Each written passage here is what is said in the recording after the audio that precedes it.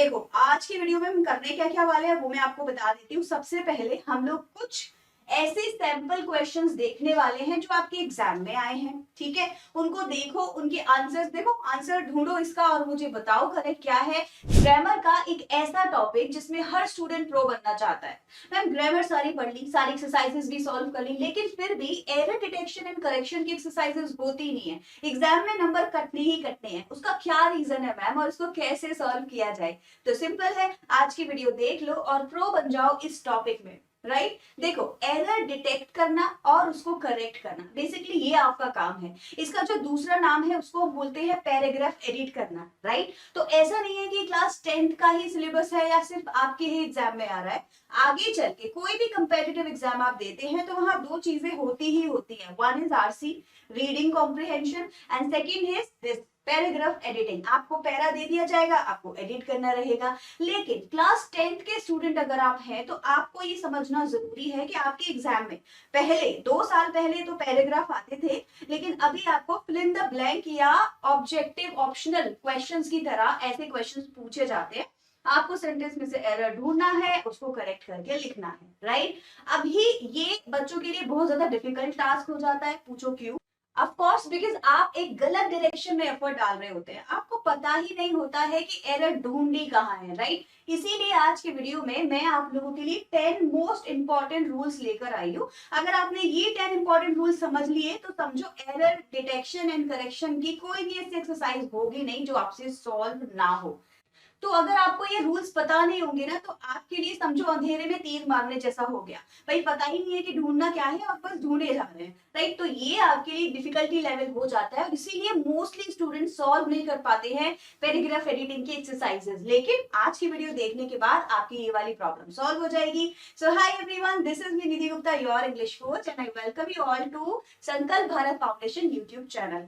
तो देखो आज की वीडियो में हम करने क्या क्या वाले हैं वो मैं आपको बता देती हूँ। सबसे पहले हम लोग कुछ ऐसे सैंपल क्वेश्चंस देखने वाले हैं जो आपके एग्जाम में आए हैं। ठीक है, उनको देखो, उनके आंसर्स देखो, आंसर ढूंढो इसका और मुझे बताओ करेक्ट क्या है। चैट सेक्शन में लाइव मुझे बताते जाओ। इसके बाद में मैं आपको 10 रूल्स बताऊंगी विद एग्जांपल, विद एक्सरसाइजेस। इसके बाद हमें क्लास में एक्सरसाइज भी सॉल्व करेंगे अभी की अभी। और लास्ट में how to ace the exam, exam में कैसे क्वेश्चंस आएंगे वो भी आपको बताऊंगी। राइट, वो आपके लिए बहुत इंपॉर्टेंट होगा। तो आप इस वीडियो को पूरा लास्ट तक देखना। लास्ट में जो 5 क्वेश्चंस मैं आपको एग्जाम पैटर्न में देने वाली हूँ वो आपके लिए बहुत इंपॉर्टेंट है और शायद ऐसा कुछ एग्जाम में आ भी जाए। राइट, क्योंकि लास्ट ईयर के आप बच्चों से पूछना, एज इट इज क्वेश्चंस भी आ गए हैं जो मैंने 10 के पेपर के टाइम पे बच्चों को तैयार कराई थी। तो आपको ये बहुत यूजफुल होने वाला है वीडियो, तो पूरा देख लेना। चलो शुरू करते हैं। सबसे पहले देखो, ये सैंपल क्वेश्चन पेपर आपका 2022 एंड 23 में आया हुआ है। बेटा इस तरीके का क्वेश्चन आता है। मैंने आपको क्या बताया, 2 साल पहले पैराग्राफ टाइप से आते थे, ABCD 4 लाइनें होती थी, उसमें से मिस्टेक आपको ढूंढनी रहती थी। ठीक है, ऐसे 2 पैराग्राफ आ जाते थे। लेकिन अभी ऐसे नहीं आता है। अब एक स्टेटमेंट आ जाएगा, मैगजीन की लाइन आ जाएगी, न्यूज़पेपर की रिपोर्ट आ जाएगी, किसी का स्टेटमेंट आ जाएगा। राइट, कोई फेमस लाइन आ जाएगी और आपसे पूछा जाएगा बताओ यहाँ पे क्या एरर है। ग्रामेटिकल एरर मोस्टली होती है। और देखो यहीं पर एक और रूल बहुत इंपॉर्टेंट है, 10 रूल से अलग गोल्डन रूल है जो मैं आपको समझाना चाहती हूँ। एक बात समझने की कोशिश करना बिफोर वी स्टार्टेड, और मुझे बताना अभी के अभी, मुझे बताना ये रूल आपको समझ आया कि नहीं आया। अगर हम इस टॉपिक के सिलेबस की बात करें तो ग्रामर में आपने सबने एक टॉपिक जरूर से पढ़ा होगा जिसको हम बोलते हैं पार्ट्स ऑफ स्पीच। बताओ पढ़ा है कि नहीं, और कितने पार्ट्स ऑफ स्पीच होते हैं ये भी बताओ। So in grammar we have 8 parts of speech. Right, किसी भी एक सेंटेंस में 8 पार्ट्स ऑफ स्पीच आपको मिलेंगे। Noun, pronoun, adjective, adverb, verb, preposition, conjunction, interjection. 8 हो गए। अभी यही 8 मोस्टली केसेस में ऐसा होगा कि एक सेंटेंस में यही कहीं आपको एरर मिल जाएगा। नाउन में एरर होगा, प्रोनाउन में एरर होगा, वर्ब में, एडवर्ब में। राइट, यही आपको वहां ढूंढना है। टॉपिक क्या है, मुद्दा क्या है, समझा मैं क्या रही हूं, ध्यान से मेरा स्टेटमेंट सुनना। किसी भी सेंटेंस में जब आप एरर ढूंढोगे तो जिस भी पार्ट्स ऑफ स्पीच में आपने एरर ढूंढा है उसी पार्ट्स ऑफ स्पीच का करेक्शन आपको करना होगा। आया स्टेटमेंट समझ? अभी देखो मैं बताती हूँ आपको और अच्छे से समझाती हूँ।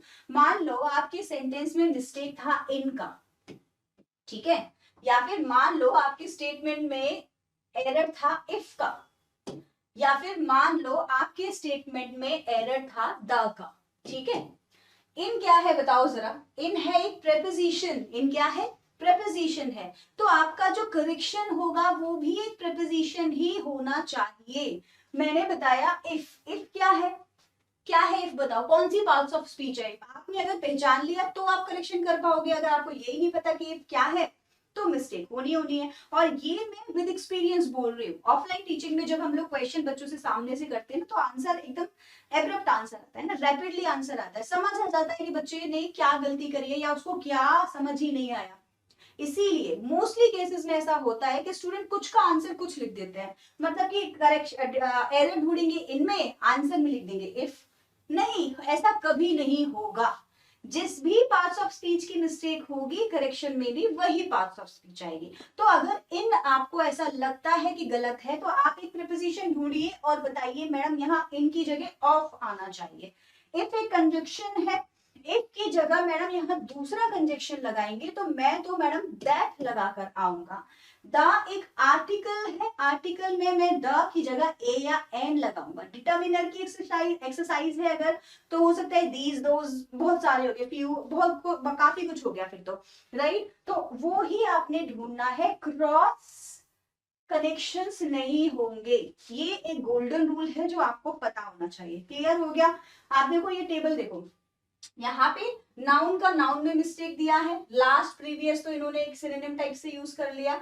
ये देखो द का ए आर्टिकल है और एट का इन आपका प्रेपोजिशन है, देख रहे हो आप। और ये आप ध्यान देना, आप ये मिस्टेक करते हो, इसीलिए मैंने आपको पहले ही बता दिया है। चलो इसमें बताओ क्या मिस्टेक है। क्वेश्चन है, last week a child was not allowed to board a plane at Ranchi airport, right. ये आपका सैंपल पेपर में आया हुआ है ऑलरेडी 2022-2023 का। करेक्ट आंसर यहाँ पे क्या होगा, at to board the plane at Ranchi airport. यहाँ पे द प्लेन की जगह आपने अ प्लेन आंसर में देना था। दूसरा क्वेश्चन देखो जरा आपके पास में कैसा है, इसके बाद में मैं आपको अपने इंपॉर्टेंट 10 रूल्स भी बताना शुरू करूंगी, ठीक है। दूसरा क्वेश्चन देखो, in order to balancing the sentiments of the Eagles and the Hawks, the student council suggested a rematch between the team. दो टीम के नाम है ईगल एंड हॉक्स, ठीक है, उनके बारे में ये स्टेटमेंट दिया गया है, करेक्शन आपको देना है। काफी सारे क्वेश्चंस आप सेंस ऑफ लैंग्वेज से भी सॉल्व कर सकते हैं बच्चे। सेंस ऑफ लैंग्वेज अगर आप इंग्लिश बोलते हैं, पढ़ते हैं, सुनते हैं, ठीक है, लिखते हैं, तो बहुत इजी हो जाता है कभी कभी आंसर्स को सॉल्व करना, ऐसे क्वेश्चंस को सॉल्व करना। लेकिन अगर इस तरीके से सॉल्व नहीं कर पाए तो फिर आपको रूल्स पे डिपेंड करना पड़ेगा। ओके, तो रूल क्या है, अगर हमारे पास एक इन्फिनेटिव होता है तो उसके आगे जो वर्ब है वो फर्स्ट फॉर्म में जाएगी, आईएनजी फॉर्म में नहीं जाएगी, सिंपल एज दैट।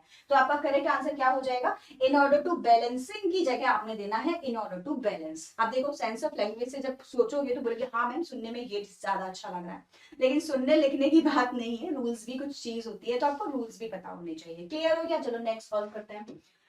ये आपके सैंपल पेपर की क्वेश्चंस है, मतलब ऐसे आए हैं, सीबीएसई ऐसा एग्जाम में देगा, इसीलिए आपको एक एग्जांपल दे रही हूँ। इसके बाद भी हम लोग रूल सॉल्व करना शुरू करते हैं। सो massive discount for all senior citizen vaccinated with the precautionary dose, ये आपका एक क्या है, पोस्टर में लाइन लिखी हुई है, आपने इसमें मिस्टेक बताना है।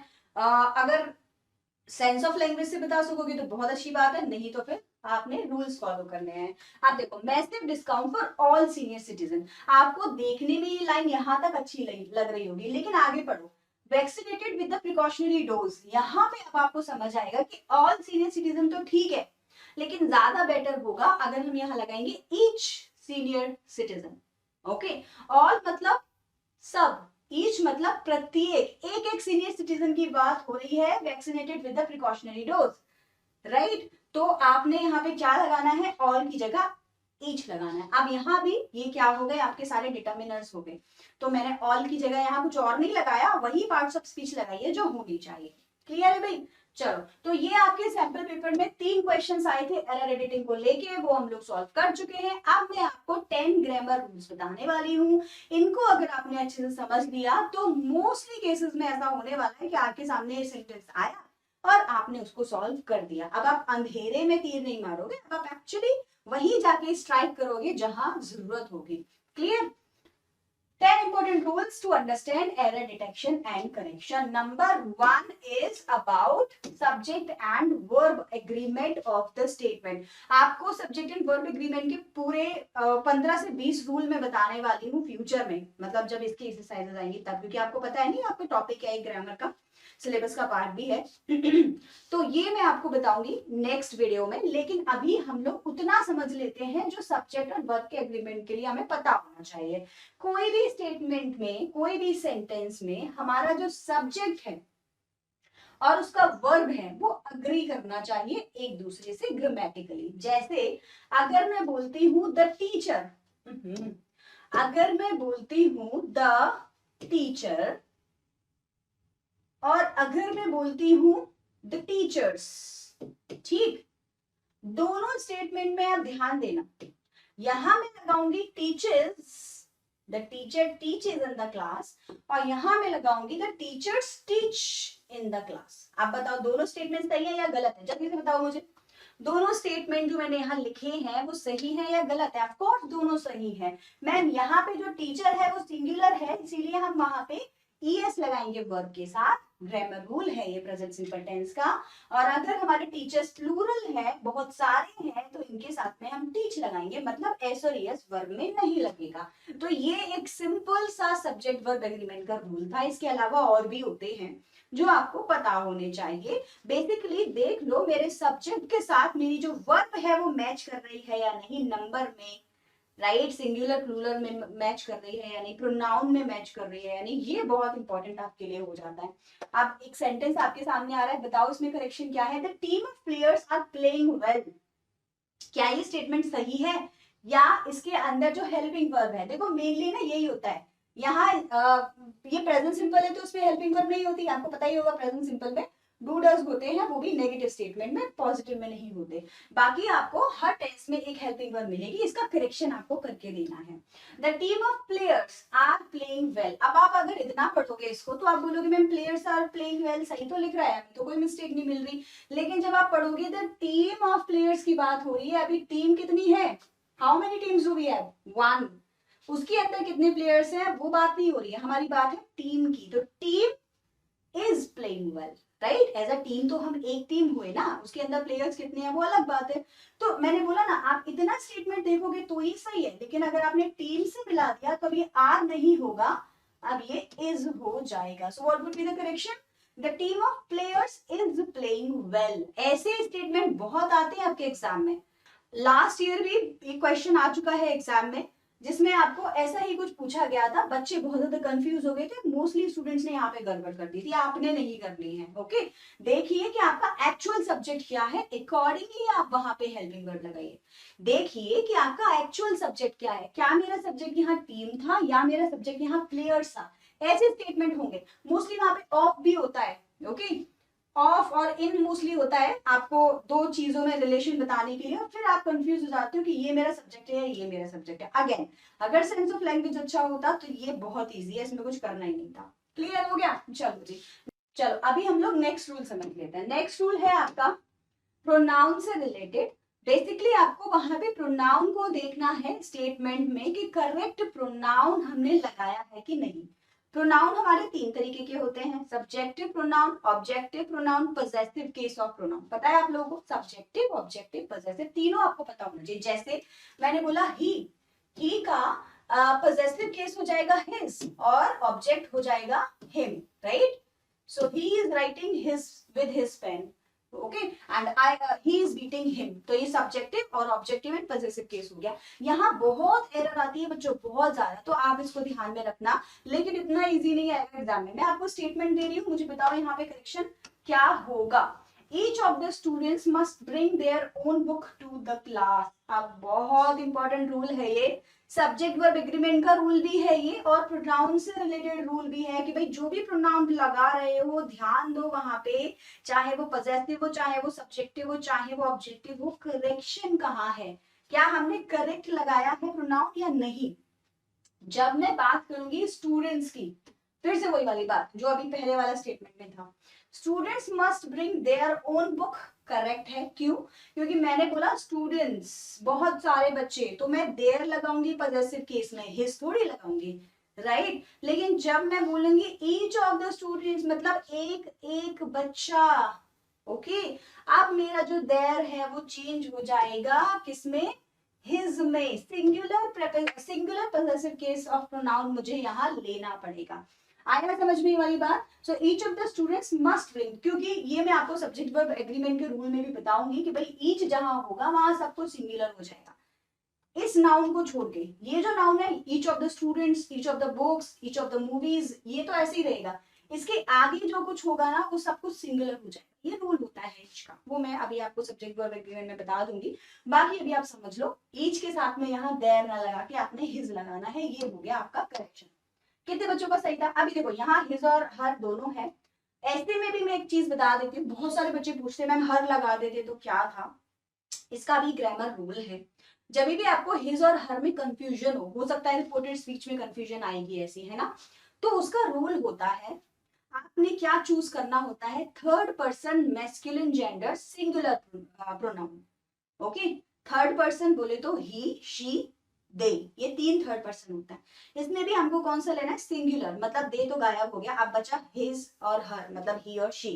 अब उसमें से भी हमको क्या लेना होता है, मैस्कुलिन, मतलब कि फेमिनिन मैस्कुलिन में हर ना लेके हिज लेते हैं। तो ऐसे केसेस में आप हिज बहुत आराम से लगा सकते हैं। बाकी हर लगाएंगे तो गलत नहीं कर सकते टीचर, क्योंकि हर किसी को रूल ना पता हो तो हम गलत नहीं करेंगे, लेकिन हिज अगर आप लगाएंगे तो वो कभी गलत नहीं होगा, वो बिल्कुल सही है। क्लियर हो गया भाई ये वाला रूल। चलो अभी नेक्स्ट रूल की बात कर लेते हैं। 10 रूल्स हैं मेनली, तो आप देखोगे वो पार्ट्स ऑफ स्पीच से ही रिलेटेड है सारे, जो मैं आपको स्टार्टिंग में बता चुकी हूँ। लेकिन हमको पहले ये ढूंढने हैं हर टाइम हर सेंटेंस में। इनका एक ऑर्डर भी बता दूंगी कि स्टेटमेंट आया तो सबसे पहले कहाँ ढूंढे, है ना, सबसे पहले क्या ढूंढे वो भी बता दूंगी। अभी आगे चलते हैं वीडियो में बता दूंगी। वर्ब टेंस आपका करेक्शन में होना चाहिए। सेंटेंस देखते हैं जरा। Last night I watched a movie with my friends and then I will go to bed. Mistake मिल गई, डेफिनेटली मिल गई होगी। अगर सेंस ऑफ लैंग्वेज अच्छा है तो वैसे मिल गई होगी, अदरवाइज देखो मैं ना आपको जब क्वेश्चन आंसर पढ़ाती हूँ ना तभी भी बताती हूँ कि आपका जो क्वेश्चन है उसी टेंस में आंसर लिखो, बताती हूँ आपको। या फिर आंसर अगर पास्ट में शुरू किया है तो उसको पास्ट में ही कंटिन्यू करो। क्यों बताती हूँ, क्योंकि यही तो बात है। आपने जिस टेंस में बात करनी है उसी टेंस में तो ना आगे की बात अपनी कंप्लीट करोगे। अगर आप पास्ट से फ्यूचर में चले जाओगे तो कैसे काम चलेगा। मैं खाना खा रही हूँ, मैं उससे मिलने गई थी, कल मैं ऐसा करूंगी। अब ये जो है सेंटेंस में बार बार क्या कर रही हूँ, फ्लक्चुएट कर रही हूँ, बात नहीं बनेगी। बात यह है कि आपने पास्ट में बोलना शुरू किया तो आप पास्ट को कंटिन्यू करो अपने स्टेटमेंट में। प्रेजेंट में बोलना शुरू किया तो प्रेजेंट को उसको कंटिन्यू करो। रिटन की बात कर रही हूँ, बोलने की नहीं, रिटन की बात कर रही हूँ, ठीक है। अब देखो इस स्टेटमेंट में मैंने बोला last night I watched a movie with my friend and then I went to go to bed. अब अगर मैं बोलूं कि कल मैंने मूवी देखी फिर मैं सोने जाऊंगी, कैसा लगेगा स्टेटमेंट, बिल्कुल गलत है ना। कल मैंने मूवी देखी और फिर मैं सोने चली गई, ये मैं बोलना चाहती हूँ। तो मैं विल की जगह यहाँ पे क्या लगाऊंगी, विल भी हट जाएगा, गो भी हट जाएगा, आंसर आ जाएगा वेंट, क्योंकि सेकेंड फॉर्म ऑफ जो वो है वो क्या हो जाएगी, वेंट हो जाएगी। स्टेटमेंट देखो जरा और बताओ कि आपने भी यही किया था या नहीं किया था, ठीक है। वेंट आपका करेक्शन यही था। जल्दी जल्दी बताएंगे सब लोग, और नहीं तो फिर ढूंढना शुरू करो। तो सिंपल फंडा है बच्चों, क्या करोगे आप लोग, जिस भी टेंस में आपका स्टेटमेंट होगा ध्यान दो वही स्टेटमेंट उसी टेंस में वो स्टेटमेंट फिनिश होना चाहिए। ये आपका मेन टेंस का रूल होता है। ठीक, चलो आगे बढ़ते हैं। बाकी इसके अलावा टेंस से रिलेटेड आपको पता होगा मैंने कॉम्बिनेशन ऑफ टेंसेस की वीडियो बनाई थी लास्ट ईयर। कितने बच्चों ने देखी है जरा मुझे बताओ तो। कॉम्बिनेशन अगर देखी है तो अभी कमेंट में लिखना, कमेंट में लिखना, मैं बाद में पढ़ूंगी, ठीक है। कॉम्बिनेशन ऑफ टेंसेस की वीडियो बनाई थी, अभी आपको शायद वो ना दिखे लेकिन मैं फ्यूचर में बनाने वाली हूँ। तो इस तरीके के जो टेंसेस की जो एक्सरसाइजेस है ना, बाय गॉड अगर ये 10 रूल जो कॉम्बिनेशन ऑफ टेंसेस के मैंने बता दी तो ये आपका मिस्टेक हो ऐसा हो ही नहीं सकता, ये आपके सारे सही जाएंगे फॉर श्योर, ठीक है। तो ये मैं आपको बताऊंगी बहुत जल्दी से।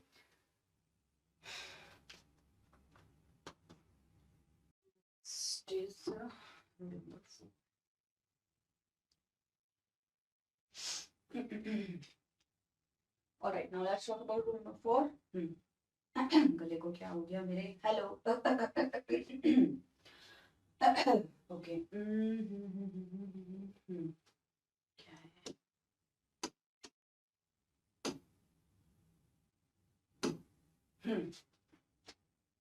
Right. Now let's talk about rule number 4. Okay. So rule number 4 is about article. Of course, आपको ध्यान देना है कि सेंटेंस में a and the से रिलेटेड कोई भी मिस्टेक है या नहीं है. इसके बहुत सारे रूल्स होते हैं एरर डिटेक्शन में, आपको पता होगा. जैसे कि वाउल वाले ए ई आई ओ यू कहाँ लगने हैं, राइट, एन और द कहाँ लगने हैं, ये आपको पता होना चाहिए. एक बार जब मैं आपको ये आर्टिकल सिखाऊंगी तो ये रूल्स एक बार और बताऊंगी. आर्टिकल्स की वीडियो बहुत जल्दी आपको यहाँ मिल जाएगी ग्रामर पे. सो मेनली यहाँ पे मैं आपको फोकस करा रही हूँ उन टॉपिक्स के ऊपर, उन पॉइंटर्स के ऊपर जहाँ आपको एरर को ढूंढना है. सो एक आपको एरर मिलेगी कहाँ, आर्टिकल के अंदर. बताओ, I saw a eagle flying in the sky. Easy है, बहुत इजी है. आपको पता होना चाहिए कि कभी वाउल से कोई वर्ड अगर शुरू होता है तो ए ना लगा के एन लगाया जाएगा, वो भी साउंड देख के किया जाएगा, राइट. बड़ा मजा आएगा ये साउंड वाले आर्टिकल की एक्सरसाइजेस को करने में. फ्यूचर में करेंगे हम, ठीक है, फ्यूचर में हम लोग करने वाले हैं इसको.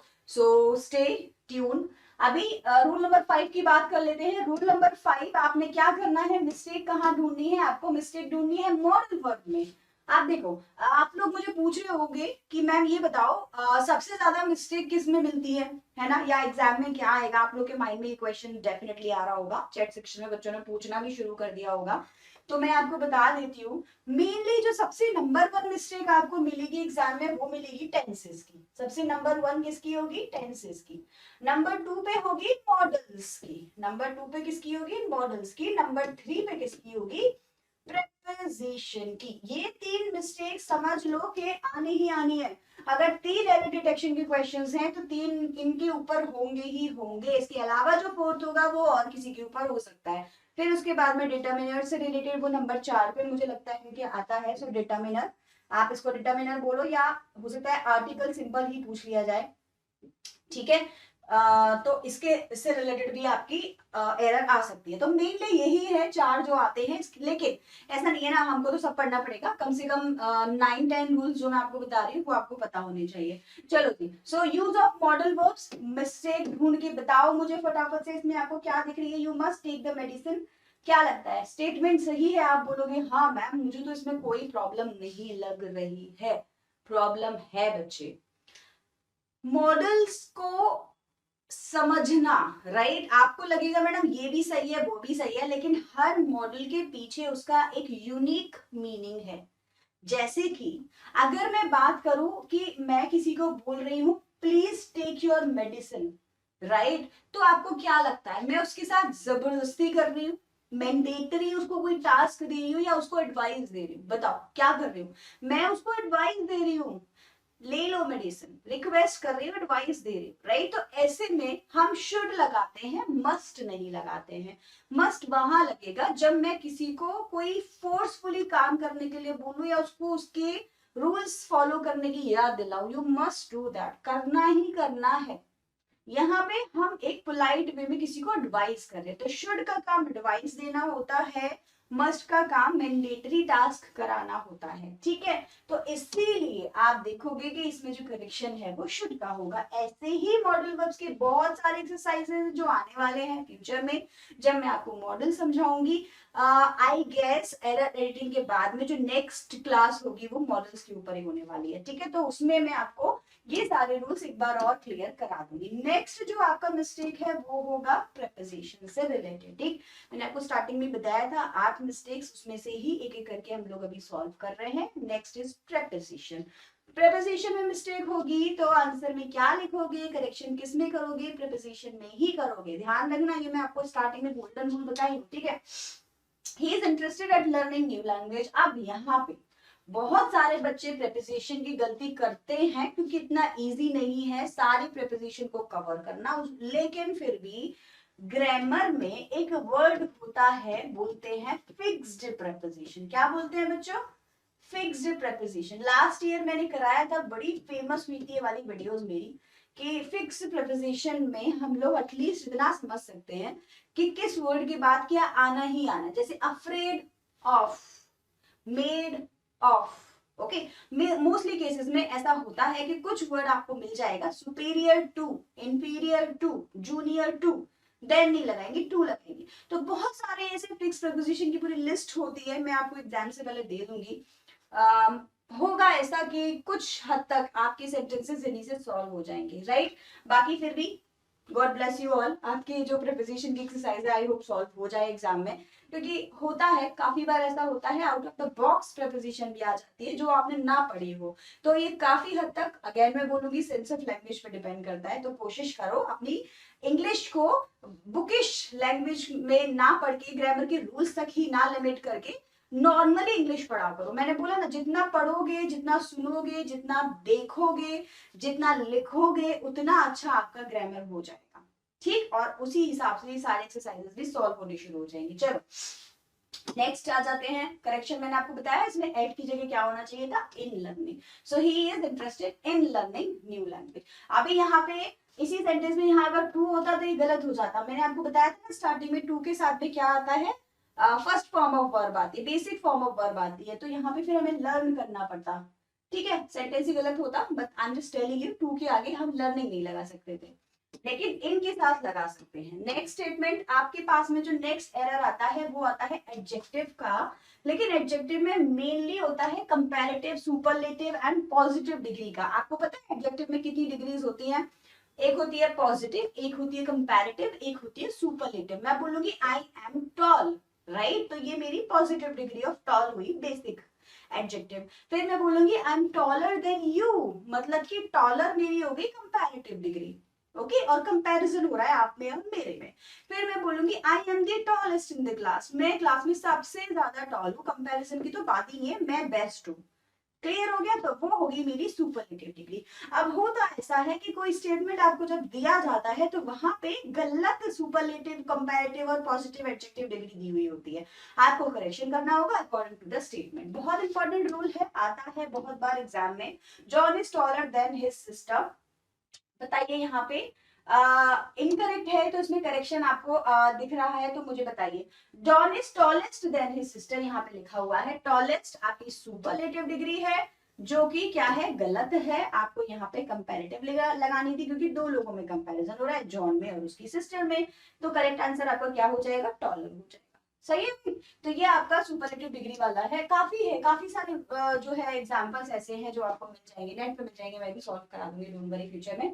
रूल नंबर 8 की बात कर लेते हैं, करेक्शन ऑफ कंजक्शन। बहुत वन ऑफ द इम्पोर्टेंट है। जो मैंने अपने 4 लिखे थे तो 5 नंबर पे आप कंजक्शन को ही ले लो। कंजक्शन में बहुत सारी मिस्टेक्स आती हैं जो एग्जाम में बच्चे सॉल्व नहीं कर पाते हैं, वहां तक उनका दिमाग ही नहीं जा पाता, वो टेंस और प्रीपोजिशन के ही खेल में फंसे रह जाते हैं। तो कंजक्शन से रिलेटेड एक्सरसाइजेस भी आएंगी, राइट। तो आपने एरर ढूंढना है, स्टेटमेंट बताओ। अरे यहाँ पे तो इनकरेक्ट बाद में आएगा, चलो कोई नहीं। आई लाइक बोथ कॉफी और टी। अब देखो यहाँ पे अगर मैं चॉइस पूछती तो आपने और लगाना था, क्योंकि और का मतलब क्या होता है, या तो ये या तो वो, राइट। लेकिन यहाँ मैं आपको चॉइस नहीं पूछ रही हूँ, यहाँ मैं आपको क्या बोल रही हूँ, coffee and T. I like both coffee and T, दोनों मुझे पसंद है। तो अगर मैंने चॉइस लगानी होती तो मैं और लगाती। यहाँ ईदर होता ना, अगर आई लाइक ईदर कॉफी और टी, यहाँ बोथ है तो दोनों पसंद है मुझे, तो बोथ के साथ यहाँ और ना लगा के एंड आएगा। बाकी अगर मैंने यहाँ ईदर बोला होता ना, आई लाइक ईदर कॉफी और टी, फिर ये वाला स्टेटमेंट सही होता। समझ में आ गया? तो कंजक्शन भी आपको जो है कभी कभी पूछा जा सकता है। आई गेस एक बार एंड और का ही कंजक्शन एग्जाम में आ चुका है पहले, तो उससे रिलेटेड एक्सरसाइज आपने सॉल्व करनी है। चलो भाई नेक्स्ट हो गया आपका, जो मिस्टेक होगा वो होगा होमोफोन्स में। बड़े इंपॉर्टेंट होते हैं होमोफोन। एक होता है एड्स, एक होता है एड्स, दोनों में मिस्टेक पता है, मतलब डिफरेंस पता है? एक होता है देयर, THEIR, एक होता है देयर, THERE, दोनों में मिस्टेक पता होना चाहिए। एक होता है वीक, एक होता है वीक, दोनों में डिफरेंस पता होना चाहिए। बहुत सारे वर्ड्स ऐसे होते हैं। तो होमोफोन्स क्या होते हैं, इनकी स्पेलिंग अलग अलग होती है, मीनिंग अलग अलग होती है, लेकिन प्रोनाउंसिएशन सेम होती है, इनको हम होमोफोन्स बोलते हैं। इतने तो मैंने लिख के दे दिए, एक्सेप्ट, एक्सेप्ट हो गया है ना, बहुत सारे वर्ड्स होते हैं ऐसे। तो ये आपके एग्जाम में आएंगे। एक बार अभी तक मैंने ऐसा क्वेश्चन देखा है जिसमें ऐसा आया था, मोस्टली तो अभी इतना आ नहीं रहा है, लेकिन हाँ हम कह नहीं सकते, किसी के सेट पेपर सेट में आ जाएगा, किसी के में नहीं आएगा, तो पढ़ के जाना भाई, राइट। तो होमोफोन्स की एक लिस्ट याद कर लेना, अगर लकी हुए तो वही आपके एग्जाम में आ जाएगा। चलो देखो मिस्टेक आप देखोगे तो आपको पता चल जाएगा। यहाँ पे है children are going to their rooms and children are going to their rooms. देखो ध्यान देना, ये वाला जो their है ये है प्लेस वाला their, ये वाला कौन सा है, प्लेस वाला। मतलब कि they are going to their rooms के लिए हमें यहाँ पे क्या लगाना था, पजेसिव केस ऑफ प्रोनाउन लगाना है। They are going to their room, उनके रूम में जा रहे हैं, उसकी स्पेलिंग जो होती है वो ये होती है। तो ये तो आप ये समझ लो ना यूनिवर्सल मिस्टेक है। यूनिवर्सल मिस्टेक समझते हो, हर कोई करता है, मतलब पढ़े लिखे समझदार लोग बड़ी बड़ी मेल में भी ये मिस्टेक करते हैं। वो तो आप भला हो ऐसे वेबसाइट्स का सॉफ्टवेयर्स का जो करेक्शन कर देते हैं, अदरवाइज इतने मिस्टेक्स आते थे ना मेल्स में भी, एज एन इंग्लिश टीचर मुझे बड़ा गुस्सा आता था। तो ये आपका एक बहुत इंपॉर्टेंट टॉपिक है, राइट, होमोफोन्स का, जहाँ आप गलत स्पेलिंग लिख देते हो। बच्चे बोलते हैं मैम मेरी ना इंग्लिश बहुत वीक है। याद रखो, देखो ये अभी के भी सिखा देती हूँ, जब हमारे 2 ई में से बस एक ही ई बचेगा तो ये वीक हो जाएगा, तो इसीलिए ये वीक की स्पेलिंग है। बात समझे कुछ, डबल ई है तो बड़ा स्ट्रॉन्ग है, लेकिन अगर एक ही ई है तो वीक है।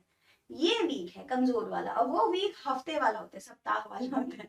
तो ये भी एक बहुत बड़ी मिस्टेक है जो बच्चे बहुत करते हैं, यूनिवर्सल मिस्टेक्स है भाई। चलो आगे बढ़े, रूल नंबर 9 की बात कर लेते हैं। Rule number 9, avoid double negatives in any sentence. बहुत इंपॉर्टेंट है ये। एनीवेयर, नोवेयर, एवरीवेयर, इस तरीके के जो सेंटेंस होते हैं ना, जहां पे भी हर एवरीवेयर की नोवेयर होती है, एनी एवरीथिंग की नथिंग होती है, ऐसे वाले वर्ड्स में हमको मिस्टेक बहुत मिलती है। जैसे सेंटेंस है आई can not find my keys nowhere, I can not find my keys anywhere. तो जब यहाँ नॉट ऑलरेडी था तो नोवेयर की जरूरत नहीं है, या तो ये हटाओ या तो ये हटाओ। So I can not find my keys anywhere. तो इस तरीके के स्टेटमेंट्स अगर आपके आते हैं कहीं पे भी, आपने बहुत इजीली समझ लेना है, डबल नेगेटिव्स कहीं भी सेंटेंस में नहीं लगेगा। तो फिर से मैं एक बार और क्लियर कर देती हूँ आप लोगों को, आपके एरर डिटेक्शन में अगर आप कभी भी सॉल्व करेंगे, सबसे पहले मिस्टेक ढूंढिए टेंस में, रिवीजन समझ लो इसको, ठीक है। दूसरा आप मिस्टेक ढूंढिए मॉडल्स में। तीसरा आप मिस्टेक कहाँ ढूंढोगे, प्रेपोजिशन में, ये मेन है, राइट, जरूर से जरूर मिस्टेक आती है। फिर आप मिस्टेक ढूंढो अपना आर्टिकल में या डिटर्मिनर में, मोस्टली आ जाता है। फिर आप ढूंढो कंजक्शन में, फिर आप ढूंढो होमोफोन्स में, ठीक। ये मेन मिस्टेक्स मुझे लगता है कि आपके एग्जाम में आने के चांसेस बच्चों ज्यादा है, ठीक है जी। चलो सो अभी टाइम है एक्सरसाइज करने का। 10 क्वेश्चंस आपके सामने आने वाले हैं, आपने उनका करेक्ट आंसर मुझे देना है। Are you all ready with this? ये लो रिवीजन एक बार पढ़ लो, जिसको स्क्रीनशॉट लेना है वो ले सकता है। Now let's get ready. Now let's get ready with the test. आपको जितने भी रूल्स मैंने अभी सिखाए हैं, 10 रूल्स, ठीक है, मैं आपको उनके बेस पे पूछने वाली हूँ कुछ क्वेश्चंस। एग्जाम पैटर्न के जो क्वेश्चंस है वो उसके बाद आएंगे, वो 5 सेपरेट क्वेश्चंस है, उनका जरूर से जरूर आंसर करना, क्योंकि वो बिल्कुल एग्जाम के पैटर्न पे बेस्ड है। लेकिन अभी जो 10 क्वेश्चंस मैं आपको दे रही हूँ ये हैं जस्ट टू असेस कि जो भी कुछ मैंने अभी आपको पढ़ाया वो आपको समझ आ गया कि नहीं आ गया, ठीक है। लेवल इनका भी बहुत अच्छा है। तो चलो शुरू करते हैं। 10 आउट ऑफ 10 सब लोगों ने लेके आने हैं। क्वेश्चन नंबर 1 आपके सामने आ गया है। जितना इजी लग रहा है उतना इजी है नहीं है ये स्टेटमेंट। अगर आपने पहले ग्रामर मुझसे पढ़ी है तो शायद आपको पता होगा मैनी एंड एनी का रूल क्या है, वो यहाँ पे अप्लाई होगा बच्चों। There are dash students in the library. आपको लग रहा होगा कि मैम यहाँ पे हम मैनी लगा देंगे, लेकिन यहाँ मैनी नहीं लगेगा। पूछो क्यों? क्योंकि एनी और मैनी में काफी सारे डिफरेंस है। उसमें से एक ये है कि एनी नेगेटिव और इंट्रोगेटिव सेंटेंसेस के साथ में यूज होता है। अगर आपका सेंटेंस नेगेटिव है, अगर आपका सेंटेंस इंट्रोगेटिव है, तो वहां आपने क्या लगाना है, एनी लगाना है, ठीक, इन प्लेस ऑफ मैनी। तो आपका जो करेक्ट आंसर है वो यहाँ पे एनी होगा। कितने बच्चों का सही था मुझे कमेंट में बताते जाओ। नेक्स्ट क्वेश्चन बताओ जल्दी से। Each of the students must submit dash assignment on time. His, him, them और देयर। तो देखो अभी यहाँ हिम और देम तो बिल्कुल ही गलत हो जाएंगे। याद है आपको प्रोनाउन वाला रूल मैंने आपको समझाया था? तो इसमें हिम और देम तो बिल्कुल ही गलत हो जाएंगे क्योंकि ऑब्जेक्टिव प्रोनाउन है, राइट। हमें चाहिए पॉसेसिव केस जो यहाँ पे आएगा। अभी यहाँ ईच ऑफ द स्टूडेंट्स वाला जो रूल मैंने आपको समझाया था, मैंने आपको बोला था अगर ईच लिखा है तो नाउन तो प्लूरल हो सकता है, लेकिन उसके बाद की जो हेल्पिंग वर्ब है वो आपकी कैसी होगी, वो आपकी डिपेंड करेगी सिंगुलर पर्सन पर। अब यहाँ देयर और हिज हमारे पास दो हैं, अगर हर होता तो भी सही होता। याद है आपको मैंने आपको बताया था मैस्कुलिन जेंडर सिंगुलर आपका होना चाहिए, राइट। तो सिंगुलर है, मैस्कुलिन जेंडर है, थर्ड पर्सन है, तो आपका हिज यहाँ पे करेक्ट आंसर होगा। So his is the correct answer. There गलत है ना, कौन सा सही है? His, B. चलो नेक्स्ट बताओ जल्दी से। The soil on the banks of most reverse dash Sandy. आप देखो यहाँ आपने आर, हैव, इज, ये ऑप्शंस में से एक चूज करना है। तो हैव तो हमें टाइम पास के लिए है, मेनली आपको आर और इज में से बताना है कि करेक्ट आंसर आपका क्या होगा। जल्दी से बताओ। आपने यहाँ देखना है कि आपका एक्चुअल सब्जेक्ट क्या है। क्या देखना है? एक्चुअल सब्जेक्ट क्या है। आपका सब्जेक्ट बैंक्स है या सॉइल है? क्या है? रिवर का जो बैंक होता है वो आपका एक्चुअल सब्जेक्ट है जो प्लूरल है, या सॉइल मतलब मिट्टी। पूछा जा रहा है ना, soil on the banks of most reverse, या आपका जो सब्जेक्ट है वो रिवर्स है। बताओ जल्दी से क्या है आपका। आपको लग रहा होगा मेरा जो सब्जेक्ट है मैम रिवर्स है, तो रिवर्स के हिसाब से मुझे यहाँ पे आर लगाना है ना। बहुत बच्चों ने आंसर लिखा होगा आई एम श्योर। पर ध्यान दो, सैंडी है, क्या है सैंडी? रिवर्स सैंडी है, या फिर the soil on the banks of most river is Sandy, right. तो आपका जो करेक्ट आंसर है वो क्या होगा? Is. The soil on the banks of most river is Sandy. Sandy soil है वो, तो सॉइल है जो सैंडी है, नॉट रिवर और बैंक, वो तो हो ही जाएंगे सॉइल के साथ में। बट आपका जो एक्चुअल सब्जेक्ट है यहाँ पे सॉइल है। तो ऐसे क्वेश्चंस में जहाँ पे ऑफ, ऑन, ऐसे कुछ इन लिखा हो, याद है मैंने आपको बताया था ऑफ, ऑन, इन, जब मैं ऐसा वाला एक रूल आपको करा रही थी। तो ऐसा हो तो ध्यान दो कि एक्चुअल सब्जेक्ट क्या है, अकॉर्डिंगली आपने आंसर लगाना है। So is the correct answer, C वाला। नेक्स्ट क्वेश्चन देखते हैं, आंसर आप लोगों ने देना है। The dash students in the class received a scholarship. Superlative degree लगेगी क्योंकि इन द क्लास, ओके, आपने लगाना है। इन्होंने सुपरलेटिव डिग्री के कुछ ऑप्शंस आपको दिए हैं। एक दिया है मोस्ट स्मार्ट, एक दिया है स्मार्टेस्ट। स्मार्टर आपकी कंपैरेटिव डिग्री है, स्मार्ट आपकी पॉजिटिव डिग्री है। इन दोनों में से आप बता दो कौन सी वाली सही है। अच्छा, अब आप बोलोगे मैडम हमें कैसे पता चला कि यहाँ पे सुपरलेटिव डिग्री लगेगी? क्योंकि कंपैरिजन दो लोगों में हो ही नहीं रहा है, तो कंपैरेटिव होगी नहीं। ऊपर से जब भी कोई सुपरलेटिव डिग्री लगानी होती है उससे पहले द आता है, the smartest, the tallest, the highest, right. इस तरीके से आपका द लगेगा वहां पे। तो यहाँ आपने क्या है, द सुपरलेटिव के साथ में आप लगाएंगे the smartest. So B is the correct answer. The smartest student in the class receive the scholarship. Clear हो गया भाई, समझ आ गया? चलो नेक्स्ट सॉल्व करो, फिफ्थ नंबर। After finishing her homework, Dash turned on TV. Who turned on? She, he, they, the TV. The TV तो होगा ही नहीं, है ना। बाकी का आंसर दो। After finishing her homework, answer बताइए जल्दी से। देखो, ऐसे में कोशिश करो समझने की कि सेंटेंस ने पूछा क्या है। हमसे पूछा है सब्जेक्ट यहाँ पर, ठीक। अब सब्जेक्ट के लिए जब आपको समझ आ गया that after finishing her homework, उसका होमवर्क लड़की है, तो मैं यहाँ पे ही क्यों लगाऊंगी, दे क्यों लगाऊंगी? मैं तो शी लगाऊंगी ना। After finishing homework she turn on the TV. Although अगर हमारा सब्जेक्ट चेंज है तो हम और भी कुछ भी लिख सकते हैं, लेकिन यही तो आपको सिखाना है कि सेंटेंस को ऑब्जर्व करिए, अकॉर्डिंगली अपना सब्जेक्ट लगाइए। क्लियर हो गया? चलो नेक्स्ट करते हैं question number 6। This book is dash interesting than the one I read last month.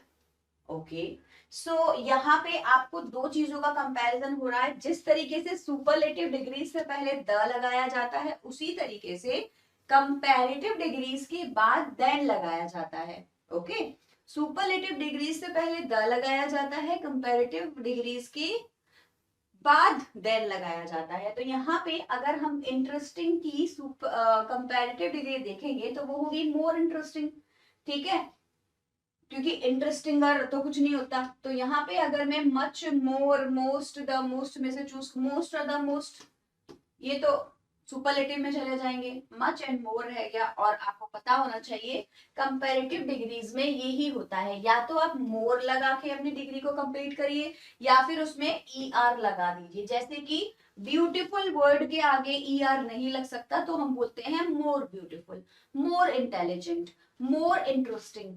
Okay, और जिनके आगे ER लग सकता है, जैसे स्मॉल का स्मॉलर, बिग का बिगर, फैट का फैटर, थिन का थिनर, ठीक है, अकॉर्डिंगली आप लिख देंगे। तो यहाँ पे मोर लगेगा, मच या और कुछ नहीं लगेगा।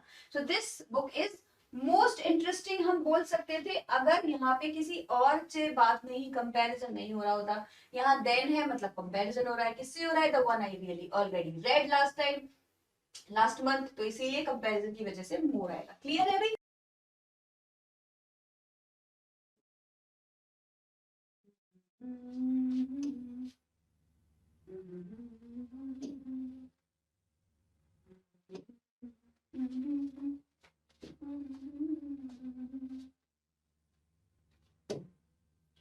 चलो अब करते हैं नेक्स्ट सेंटेंस। और right, after she dash her dinner she dash her favourite TV show. और राइट, देखो यहां से आपके कॉम्बिनेशन ऑफ टेंसेस के सेंटेंस आ जाते हैं, ठीक है, जो मैं आपको स्टार्टिंग में बता रही थी। टेंस मतलब कॉम्बिनेशन आपको बनाने पड़ेंगे।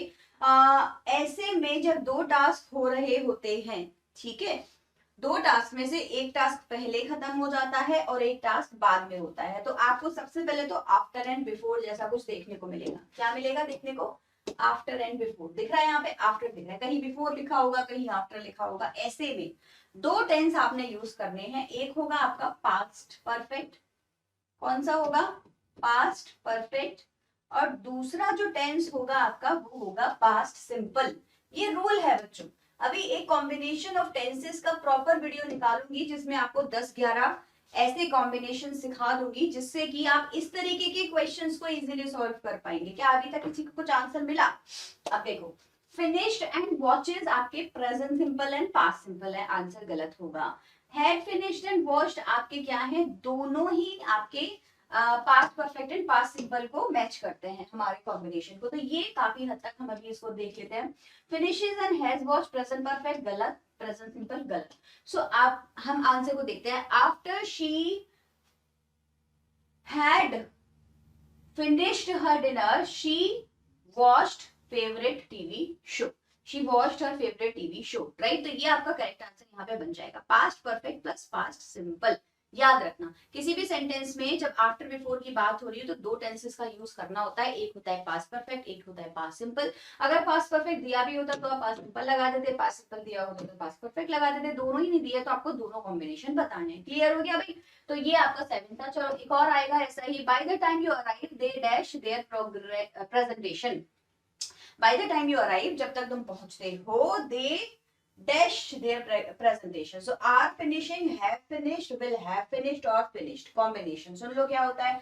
कॉम्बिनेशन होता है फ्यूचर परफेक्ट। कौन सा होता है? Future perfect. ये मैं जो आपको बता रही हूँ ना, ये यही होंगे, ठीक है। ये जो कॉम्बिनेशन अभी मैं और कहीं आपको अच्छे से एक और वीडियो में बता दूंगी, बट इतना समझ लो कि ये इस तरीके से ही होगा। तो आपके पास में अगर एक टेंस प्रेजेंट सिंपल में है ऑलरेडी, जो आपको दिखाई दे रहा होगा, by the time you arrive, you arrive मतलब present simple, right, present simple. तो दूसरा टेंस आपने कैसे भी करके फ्यूचर परफेक्ट में लगाना, चाहे कॉमन सेंस ना बना पा रहे हो, सेंस ऑफ लैंग्वेज ना बना पा रहे हो, रूल ना पता हो, ठीक है, सब ठीक है। ये याद रखो, ये चीज याद रखो। एक टेंस फ्यूचर परफेक्ट में है तो दूसरा प्रेजेंट सिंपल में होगा। एक अगर प्रेजेंट सिंपल में ऑलरेडी है तो दूसरा वाला फ्यूचर परफेक्ट में होगा। So by the time you arrive, they will have finished their presentation. Are finishing गलत है, have finished गलत है, finished गलत है। समझ आ गई कॉम्बिनेशन? अगर ये कॉम्बिनेशन आपको नहीं पता होता तो सोचो आपको टाइम लगता है ये सोचने में कि सही तो ये भी लग रहा है, सही तो ये भी लग रहा है, सही तो ये भी लग रहा है। ठीक जी। तो आपने future perfect plus present simple का कॉम्बिनेशन समझ लिया, एक आपने past perfect and past simple का कॉम्बिनेशन समझ लिया। और भी आएंगे तो और भी कर लेंगे। Question number 9, while she dash for the bus it dash to rain. So यहाँ पे देखो क्या हो रहा है। जब while, when ऐसे कंजक्शंस आपको दिखाई दे तो समझो यहाँ पे भी दो टास्क हो रहे हैं साइमल्टेनियसली। बोले तो एक साथ दो काम हो रहे हैं। दोनों कामों को हमको देखना है कौन से टेंस में कौन सा फिट बैठ रहा है। इसके दो कॉम्बिनेशन होते हैं। अभी फिलहाल एक कॉम्बिनेशन सिखा रही हूँ इसका, जिसमें एक टेंस आपका प्रेजेंट पास्ट कंटिन्यूअस में होता है और दूसरा टेंस आपका पास्ट सिंपल में होता है। पास्ट कंटिन्यूअस, पास्ट सिंपल, ठीक है। So while she was waiting for the bus, it started to rain. ठीक, ये रहा जो कॉम्बिनेशन में बता रही थी। अब आप बोलोगे while she waited past simple and it starts present simple, कोई कॉम्बिनेशन होता ही नहीं है। ऐसा कोई कॉम्बिनेशन होता ही नहीं है, ऐसा कोई कॉम्बिनेशन होता ही नहीं है। कैसे मिला मुझे इजीली? क्योंकि मुझे कॉम्बिनेशन पता था। कॉम्बिनेशन क्या है? पास्ट कंटिन्यूअस, क्या है combination, past continuous plus past simple.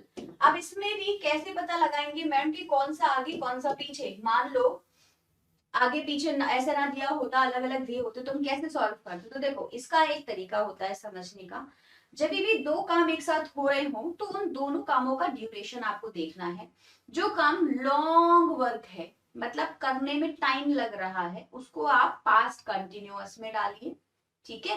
और जो काम एकदम से स्टार्ट हुआ, एकदम से खत्म हुआ, एकदम से बेल बजी, एकदम से कॉल आई, इनको आप पास्ट सिंपल में रखिए। तो देखो यहाँ पे वो वेट कर रही है बस के लिए, तो 5 मिनट 10 मिनट 15 मिनट 20 मिनट एकदम से करेगी। और बारिश कैसे आती है बताओ, बोल के आती है मैं आ रही हूँ, एकदम से बारिश, हम ओ बारिश आने लगी, समझ रहे हो। तो बारिश आने का जो एक्शन है वो क्विक है, राइट। और वेट करना थोड़ा लंबा टास्क है। एक और एग्जांपल देती हूँ भाई, मैं बैठी हूँ अपने डाइनिंग रूम में, लिविंग एरिया में, और मैं पढ़ रही हूँ न्यूज़पेपर, तभी किसी ने बेल बजाई। तो बेल बजाना इस टिंग टोंग, कितना टाइम लगा, ज्यादा नहीं ना, क्विक एक्शन हुआ। तो वो आएगा शॉर्ट मतलब पास्ट सिंपल में, और न्यूज़पेपर पढ़ना आएगा पास्ट कंटिन्यूअस में। अब एक सेंटेंस बना के बताओ कैसे बोलोगे कि जब मैं न्यूज़पेपर पढ़ रही थी तब किसी ने बेल बजाई। So when I was reading the newspaper somebody rang the bell। ऐसे ही while she was waiting for the bus it began to rain। Clear हो गया। तो इस तरीके से दो, मैं दूसरा कॉम्बिनेशन आपको जो बता रही थी वो था past continuous plus past continuous. उसमें क्या होगा, दोनों ही एक्शन बड़े बड़े हैं। जैसे कि मैं न्यूज़पेपर पढ़ रही हूँ, मेरी मम्मी खाना बना रही है, तो खाना बना रही है, सो while I was reading newspaper my mother was cooking. ऐसे तो नहीं बोलूंगी my mother cooked, my mother was cooking, क्योंकि लंबा टास्क हो गया, ठीक। अगर दोनों टास्क लंबे बड़े बड़े हैं तो आप एक पास्ट कंटिन्यूअस और एक पास्ट सिंपल रखिए। दोनों काम दोनों काम बड़े बड़े हैं तो एक पास कंटिन्यूअस रखिए, दूसरा भी पास कंटिन्यूअस रखिए। एक काम लॉन्ग ड्यूरेशन का है, एक शॉर्ट का है, तो एक पास कंटिन्यूअस एक past simple. I hope clear हो गया होगा, ठीक है। चलो question number 10 for you. Once he dash the exam he a celebration party. Okay, so finished and will have is a future perfect and past simple, कोई combination ही नहीं होता। finishes and will have, okay, finishes and has present perfect के साथ कोई combination नहीं होता। finished and has कोई कॉम्बिनेशन नहीं होता। मैंने अभी आपको एक कॉम्बिनेशन बताया था, आपको याद है, फ्यूचर परफेक्ट का प्लस प्रेजेंट सिंपल का, है ना। यहाँ पे वही फॉलो हो रहा है क्योंकि हमारे पास एग्जाम्पल्स में वही दे रखा है। So once he finishes the exam, सबसे पहले प्रेजेंट सिंपल आ रहा है, सबसे पहले कौन सा आ रहा है, present simple. So once he finishes the exam he will have a celebration party, वो एक पार्टी करेगा। सो ये आपका जो कॉम्बिनेशन मैंने आपको फ्यूचर परफेक्ट प्रेजेंट सिंपल वाला बताया था वो है। एक इसका ओमिशन टेक्निक और आप इसमें फॉलो कर सकते हैं। उसमें आप क्या करोगे, मान लो ये कोई कॉम्बिनेशन है ही नहीं, ये कोई कॉम्बिनेशन है ही नहीं, ये है। अब मैम कौन सा है कौन सा नहीं हमें तो नहीं पता, तो वो मैं आपको बताऊंगी। मैं आपको 10 कॉम्बिनेशन से बताऊंगी जो फॉलो होते हैं, ठीक। 90% केसेस में वो आपको मिल जाएंगे करेक्ट आंसर्स में। 10% फिर भी लक आपका राइट। वैसे ऐसा होगा नहीं, मोस्टली जो मैं आपको कॉम्बिनेशंस बताऊंगी उसमें से सब कुछ आपका सॉल्व हो जाएगा। तो एक कॉम्बिनेशन ये हमें वैसे भी मिल गया, और आप जब सॉल्व करते तो वैसे भी आपको आंसर मिल ही जाता। सब लोग आंसर देते हैं कमेंट में, मैं पढ़ती हूँ, आपके लाइव चैट में भी दिया करिए, कमेंट में दे देंगे बाद में तो और अच्छा है। इस वीडियो के नीचे सबसे पहले आप मुझे कमेंट में बताओ कि आपके आउट ऑफ 10 कितने हैं, ठीक है। क्या आपको 10 में से 10 मिले या नहीं मिले, क्योंकि इसके बाद अब हम लोग सॉल्व करने वाले हैं 5 क्वेश्चन जो एग्जाम पैटर्न पर बेस्ड हैं। आपके एग्जाम में ऐसे क्वेश्चंस पूछे जाते हैं, ठीक है। ये तो मैंने fill in the blank level पे आपको दिया था। अभी चलो स्टार्ट करते हैं आपका how to ace the exam का पार्ट, जिसमें 5 क्वेश्चंस मैं आपसे पूछती हूँ। Let's ace the exam. Question number 1, ये है आपका एक्चुअल क्वेश्चन जो आपके एग्जाम में आने वाला है बच्चों। ऐसा कुछ आएगा, एक लाइन लिखी होगी, उस लाइन में आपको एरर बताए जाएंगे 4, करेक्शंस बताए जाएंगे 4, options A B C D में से चूज करना है। रीडिंग में टाइम लग सकता है, समझने में टाइम लग सकता है, लेकिन भाई बोर्ड एग्जाम का एक नंबर है, ऐसी थोड़ी मिल जाएगा। चलो आंसर बताओ। Environment pollution has posed a serious threat not only on men but also among all living beings। okay, ढूंढो ढूंढो ढूंढो ढूंढो। देखो अच्छा, इस तरीके के ना थोड़े इजी होते हैं जिसमें खाली एरर फाइंड आउट करके करेक्शन करना होता है ना, वहां तो आप ना घूमते रह जाते हो। लेकिन यहाँ क्या है, 4 ऑप्शन है, उन 4 में से एक तो सही मिल ही जाएगा, तो वो थोड़ा इजी हो जाता है कंपैरेटिवली। देखो सारे के करके लगा के देख लेते हैं, आंसर में पता चल जाएगा। सो एनवायरमेंट पोल्यूशन हैज पोस्ट, तो इन्होंने बोला हैड पोस्ट, ओके। फिर ये था सीरियस थ्रेट की जगह थ्रेटेंड, ये तो गलती हो गया है ना। फिर उन्होंने बोला on, not only on man, in man, इंसान के अंदर थोड़ी, तो ये भी गलत हो गया। But also among all living beings, okay. So यहाँ पे मुझे एक रूल पता है प्रेपोजिशन का, कि 2 लोगों के लिए बिटवीन लगाते हैं, ज्यादा लोगों के लिए अमंग लगाते हैं, लेकिन जब हम किसी सिविलाइजेशन की, ऑल ह्यूमन बीइंग की बात करेंगे तो हम अमंग नहीं अमंगस्ट लगाएंगे, है ना। तो ये एक तरीके से सुपरलेटिव चला जाता है, तो इसीलिए यहाँ पे हम अमंगस्ट का आंसर सही चूज कर लेंगे। आपने किया था कि नहीं, मुझे कमेंट में बताओ। क्वेश्चन नंबर 2, चलो आइडेंटिफाई द एरर। देखो इस तरीके के सेंटेंस में ना भाई घूम जाता है स्टूडेंट, बिकॉज उसको कोई ऑप्शन ही नहीं है, आपको इसमें ढूंढना है। लेकिन आपको याद है ना, मैंने आपको बताया था टेंस में ढूंढो, प्रपोजिशन में ढूंढो, मॉडल्स में ढूंढो, आर्टिकल्स में ढूंढो, कहीं ना कहीं मिल जाएगा। Identify the error and supply the correct option. Kalpana Chawla was one of the top in the newspapers ever. She lost her life in a very short span of time.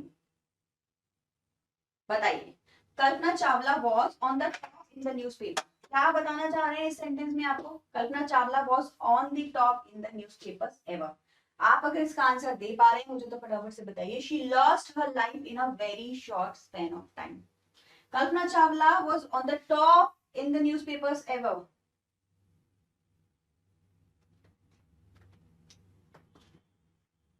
सब लोगों को पता हो गया होगा अब तक। चलो अब करते हैं next sentence. Alright, after she dash her dinner she dash her favourite TV show. Alright, देखो यहां से आपके कॉम्बिनेशन ऑफ टेंसेस के सेंटेंस आ जाते हैं, ठीक है, जो मैं आपको स्टार्टिंग में बता रही थी। टेंस मतलब कॉम्बिनेशन आपको बनाने पड़ेंगे।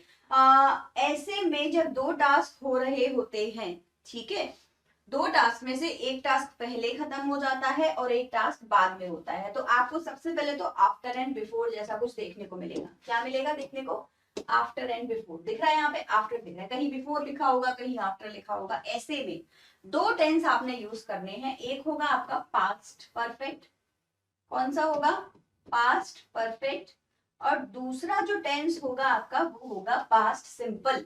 ये रूल है बच्चों। अभी एक कॉम्बिनेशन ऑफ टेंसेस का प्रॉपर वीडियो निकालूंगी जिसमें आपको 10-11 ऐसे कॉम्बिनेशन सिखा दूंगी, जिससे कि आप इस तरीके के क्वेश्चंस को इजीली सॉल्व कर पाएंगे। क्या अभी तक किसी को कुछ आंसर मिला? अब देखो, फिनिश्ड एंड वॉचेज आपके present simple and past simple है, आंसर गलत होगा। हैड फिनिश्ड एंड वॉश्ड आपके क्या है? दोनों ही आपके past perfect and past simple को मैच करते हैं हमारे कॉम्बिनेशन को, तो ये काफी हद तक हम अभी इसको देख लेते हैं। Finishes and has wash present perfect गलत, प्रेजेंट सिंपल गलत। सो आप हम आंसर को देखते हैं। After she had finished her dinner she watched favourite TV show. She watched her favourite TV show, right. तो ये आपका करेक्ट आंसर यहाँ पे बन जाएगा, past perfect plus past simple. याद रखना, किसी भी सेंटेंस में जब आफ्टर बिफोर की बात हो रही है तो 2 टेंसेस का यूज करना होता है। एक होता है पास्ट परफेक्ट, एक होता है पास्ट सिंपल। अगर पास्ट परफेक्ट दिया भी होता तो आप पास्ट सिंपल लगा देते, पास्ट सिंपल दिया होता तो पास्ट परफेक्ट लगा देते। दोनों ही नहीं दिया तो आपको दोनों कॉम्बिनेशन बताने हैं। क्लियर हो गया भाई? तो ये आपका 7 था। चलो एक और आएगा ऐसा ही। By the time you arrive they dash their presentation. By the time you arrive, जब तक तुम पहुंचते हो, दे dash their presentation. So are finishing, have finished, will have finished और finished combination. सुन लो क्या होता है? combination होता है future perfect. कौन सा होता है? future perfect. ये मैं जो आपको बता रही हूँ ना, ये यही होंगे, ठीक है। ये जो कॉम्बिनेशन अभी मैं और कहीं आपको अच्छे से एक और वीडियो में बता दूंगी, बट इतना समझ लो कि ये इस तरीके से ही होगा। तो आपके पास में अगर एक टेंस प्रेजेंट सिंपल में है ऑलरेडी, जो आपको दिखाई दे रहा होगा, by the time you arrive मतलब present simple, right, present simple. तो दूसरा टेंस आपने कैसे भी करके फ्यूचर परफेक्ट में लगाना, चाहे कॉमन सेंस ना बना पा रहे हो, सेंस ऑफ लैंग्वेज ना बना पा रहे हो, रूल ना पता हो, ठीक है, सब ठीक है। ये याद रखो, ये चीज याद रखो। एक टेंस फ्यूचर परफेक्ट में है तो दूसरा प्रेजेंट सिंपल में होगा। एक अगर प्रेजेंट सिंपल में ऑलरेडी है तो दूसरा वाला फ्यूचर परफेक्ट में होगा। So by the time you arrive they will have finished their presentation. Are finishing गलत है फिनिश गलत है, फिनिश्ड गलत है। समझ आ गया कॉम्बिनेशन? अगर ये कॉम्बिनेशन आपको नहीं पता होता तो सोचो आपको टाइम लगता है ये सोचने में कि सही तो ये भी लग रहा है, सही तो ये भी लग रहा है, सही तो ये भी लग रहा है। ठीक जी। तो आपने future perfect plus present simple का कॉम्बिनेशन समझ लिया, एक आपने past perfect and past simple का कॉम्बिनेशन समझ लिया। और भी आएंगे तो और भी करेंगे। Question number 9, while she dash for the bus it dash to rain.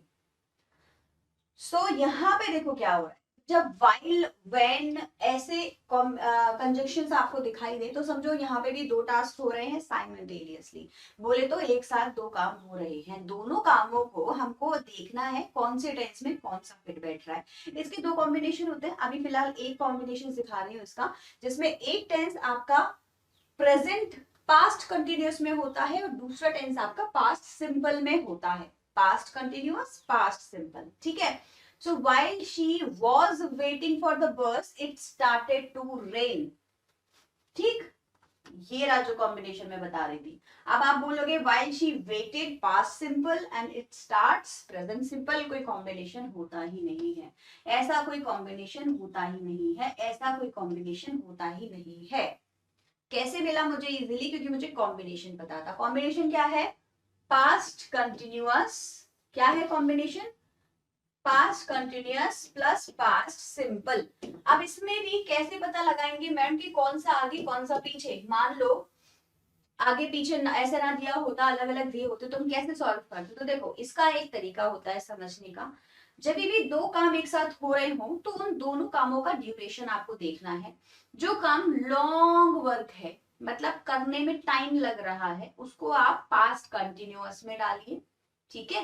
और जो काम एकदम से स्टार्ट हुआ, एकदम से खत्म हुआ, एकदम से बेल बजी, एकदम से कॉल आई, इनको आप पास्ट सिंपल में रखिए। तो देखो यहाँ पे वो वेट कर रही है बस के लिए, तो 5 मिनट 10 मिनट 15 मिनट 20 मिनट एकदम से करेगी। और बारिश कैसे आती है बताओ? बोल के आती है मैं आ रही हूँ, एकदम से बारिश, हम ओ बारिश आने लगी, समझ रहे हो? तो बारिश आने का जो एक्शन है वो क्विक है, राइट? और वेट करना थोड़ा लंबा टास्क है। एक और एग्जांपल देती हूँ भाई, मैं बैठी हूँ अपने डाइनिंग रूम में, लिविंग एरिया में, और मैं पढ़ रही हूँ न्यूज़पेपर, तभी किसी ने बेल बजाई। तो बेल बजाना इस टिंग टोंग, कितना टाइम लगा? ज्यादा नहीं ना, क्विक एक्शन हुआ। तो वो आएगा शॉर्ट मतलब पास्ट सिंपल में, और न्यूज़पेपर पढ़ना आएगा पास्ट कंटिन्यूअस में। अब एक सेंटेंस बना के बताओ, कैसे बोलोगे कि जब मैं न्यूज़पेपर पढ़ रही थी तब किसी ने बेल बजाई। So when I was reading the newspaper, somebody rang the bell. ऐसे ही while she was waiting for the bus, it began to rain. Clear हो गया? तो इस तरीके से दो, मैं दूसरा कॉम्बिनेशन आपको जो बता रही थी वो था past continuous plus past continuous. उसमें क्या होगा, दोनों ही एक्शन बड़े बड़े हैं। जैसे कि मैं न्यूज़पेपर पढ़ रही हूँ, मेरी मम्मी खाना बना रही है, तो खाना बना रही है, so while I was reading newspaper, my mother was cooking. ऐसा तो नहीं बोलूंगी my mother cooked, my mother was cooking, क्योंकि लंबा टास्क हो गया। ठीक, अगर दोनों टास्क लंबे बड़े बड़े हैं तो आप एक पास्ट कंटिन्यूअस और एक पास्ट सिंपल रखिए। दोनों काम बड़े बड़े हैं तो एक पास्ट कंटिन्यूअस रखिए, दूसरा भी पास्ट कंटिन्यूअस रखिए। एक काम लॉन्ग ड्यूरेशन का है, एक शॉर्ट का है, तो एक पास्ट कंटिन्यूअस एक past simple. I hope clear हो गया होगा, ठीक है। चलो question number 10 for you. Once he dash the exam he a celebration party. Okay,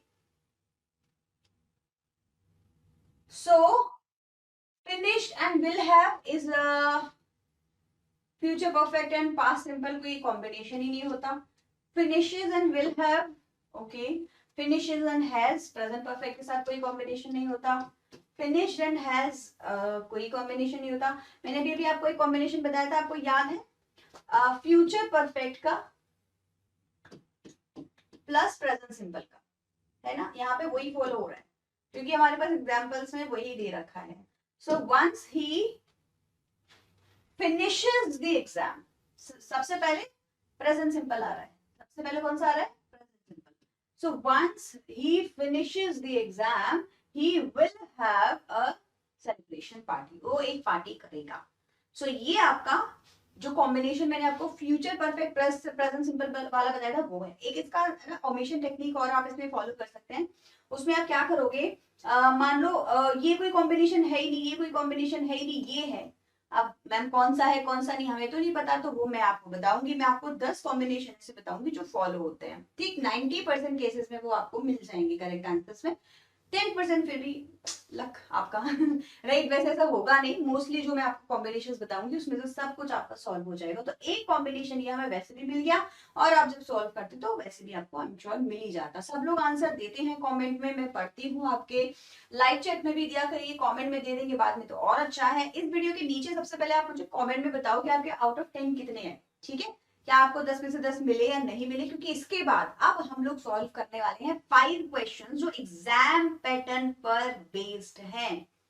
आपके एग्जाम में ऐसे क्वेश्चंस पूछे जाते हैं, ठीक है। ये तो मैंने fill in the blank level पे आपको दिया था। अभी चलो स्टार्ट करते हैं आपका how to ace the exam का पार्ट, जिसमें 5 क्वेश्चंस मैं आपसे पूछती हूँ। Let's ace the exam. Question number 1, ये है आपका एक्चुअल क्वेश्चन जो आपके एग्जाम में आने वाला है बच्चों।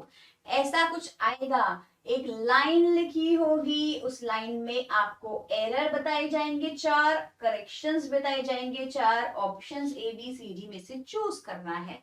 रीडिंग में टाइम लग सकता है, समझने में टाइम लग सकता है, लेकिन भाई बोर्ड एग्जाम का एक नंबर है, ऐसी थोड़ी मिल जाएगा। चलो आंसर बताओ।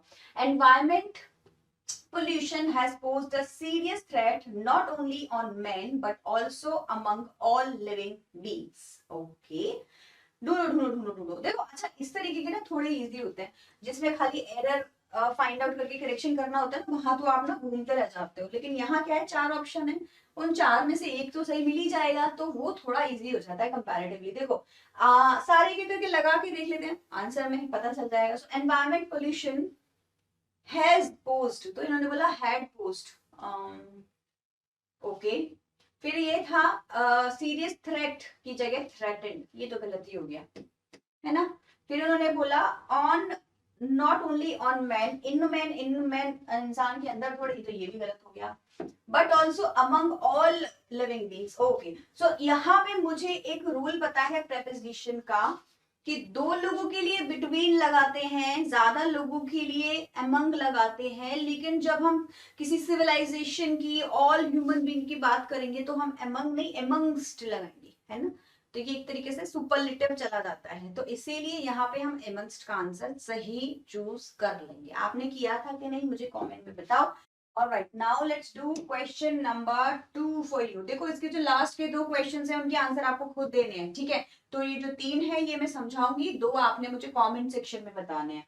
In the last decade conservationists and academics have turned his attention to study the best ways to install these natural features in the north. Sentence पढ़ो, क्या है ये किसी न्यूज़पेपर की कोई हेडलाइन है, आपको यहाँ करेक्शन बताना है, फॉर्मेट है एरर ढूंढो करेक्शन ढूंढो। इस तरीके के जो क्वेश्चन है ये थोड़े ज्यादा डिफिकल्ट हो जाते हैं, क्योंकि आपको पूरे लाइन में सेंटेंस में कुछ ना कुछ ढूंढना है। बट मैं आपको बता चुकी हूँ, नाउन ढूंढो, प्रोनाउन ढूंढो, एडजेक्टिव ढूंढो, राइट। मैंने आपको बताया था टेंस, मॉडल्स, आर्टिकल्स ढूंढो। तो आप बताओ इसमें क्या मिस्टेक है, अगर आप ध्यान से देखोगे आपको मिल जाएगा। In the last decade conservationist and academics have turned his, आगे ना प्रोनाउन करेक्ट आपको बताना था, हिज या देयर, क्या आएगा करेक्ट आंसर बताओ। तो ये आपका करेक्ट आंसर हो गया। Next, identify the error and supply the correction again, ठीक है। Justice S Abdul Nazeer was part of, ये देखो कि हेडलाइन है, उसका आपने बताना है। Any landmark judgments including the triple talaq case, the Ayodhya Babri Masjid dispute case and demonetisation case, ठीक है। तो फुल स्टॉप लगेगा क्योंकि आपकी एरर डिटेक्शन का पार्ट नहीं है, ठीक। अब आपने इसमें बताना है मिस्टेक आपको कहाँ लग रही है। Justice S Abdul Nazeer was part of, देखो देखो ध्यान दो, आप में से जो भी सीरियस स्टूडेंट इसको सॉल्व कर रहा होगा उसको अभी तक मिस्टेक मिल भी गई होगी, ये लो मैं हट गई, ठीक है। बट आप अगर ऐसे बहुत ज्यादा डर जाओगे इसको करते टाइम, तो आपको करेक्ट चीज भी गलत दिखाई देगी, गलत चीज भी सही दिखाई देगी, तो गड़बड़ हो जाएगी। तो ध्यान से देखो, बहुत ध्यान से आपने देखना है। यहाँ पे ऑलरेडी एक मिस्टेक है, justice S Abdul Nazeer was part of any landmark many landmark judgments, तो एनी की जगह यहाँ पे आपने मैनी लगाना था। बताओ भाई, बता पाए या नहीं बता पाए। चलो लास्ट के 2 क्वेश्चंस आपने सॉल्व करने हैं। Question 4, question number 4, I hope our players are embarrassed by that performance, it just poor all around, it's hard to believe it's happened so quickly। चलो बढ़िया, अब आपने इसमें मुझे मिस्टेक बतानी है, होमवर्क है ये आपका। एक हो गया नंबर 4 पढ़ लिया, और एक है आपका number 5। Kalpana Chawla was on the top in the newspaper ever, she lost her life in a very short span of time. अब इसमें आप मुझे आंसर देंगे कमेंट में इन दोनों के, फिर मैं देखूंगी कि आप लोग सीरियसली मेरे वीडियो को देखे हैं या नहीं, या आपको कुछ समझ आया भी है या नहीं। टफ लग रहे होंगे तो मुझे पूछ लेना, मैं कमेंट में आंसर कर दूंगी। काफी सारे वीडियोस फ्यूचर में आनी है बेटा, आपको मॉडल सिखाने हैं, डिटर्मिनर सिखाने हैं और कॉम्बिनेशन ऑफ टेंसेस। ये 3 वीडियो है जो मुझे लगता है आपको बहुत जरूरी से आनी चाहिए। इसके अलावा तो पूरी ग्रामर की वीडियोस में लाती रहूंगी, लिटरेचर ग्रामर दोनों ही हम लोग इस चैनल पर पढ़ रहे हैं। ये आपका होमवर्क है, आंसर मुझे कमेंट में देना। एंड आई होप ये वाला जो टॉपिक है आपका थोड़ा सा डर आज कम हो गया होगा। एक्सरसाइजेस और ज्यादा सॉल्व कीजिए, वेबसाइट्स पे कीजिए, बुक्स में कीजिए, मेरे चैनल पे कीजिए, लेकिन करते रहिए, ठीक है जी। चलो, so with this I will take your leave, I will meet you again in another video next time. Till then, bye everyone and take care.